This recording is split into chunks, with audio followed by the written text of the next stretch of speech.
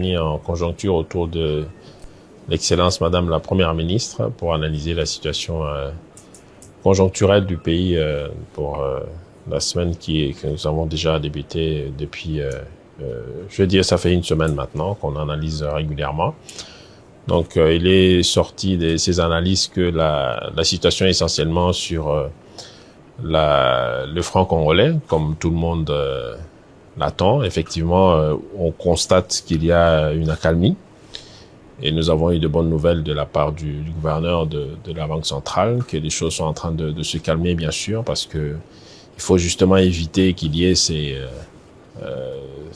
petites montagnes qui font que les gens vont avoir peur de continuer à utiliser le franc congolais, mais c'est plutôt l'inverse. Ils doivent être rassurés que le cours d'échange va se stabiliser et que dans les prochains jours, nous devrions constater petit à petit la stabilisation aussi au niveau des prix de biens sur le marché, des prix de biens et des services sur le marché.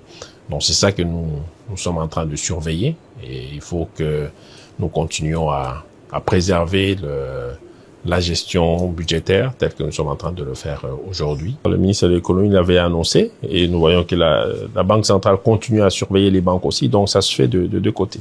Donc il y a les travaux de la Banque centrale, il y a les travaux du gouvernement, donc ensemble on essaie de trouver l'équilibre parce que, comme j'ai dit tantôt, l'essentiel c'est qu'il y ait la stabilité parce que tout le monde, on n'aime pas de l'énervement sur le marché. La promesse du président de la République se réalise, donc la question du pouvoir d'achat qui est la première promesse du président de la République se réalise. Tous ceux qui consomment ou qui reçoivent le salaire en francs congolais savent bien qu'ils ont récupéré du pouvoir d'achat. Maintenant, la question, c'est nos habitudes.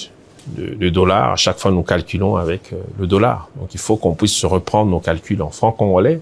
Comme c'est d'ailleurs, ça se fait les prix doivent être affichés en francs congolais. Et c'est tout à fait normal que ceux qui ont reçu ou qui reçoivent de l'argent en dollars puissent toujours continuer à calculer en dollars et forcément qu'ils vont constater que les choses ne bougent peut-être pas comme ceux qui reçoivent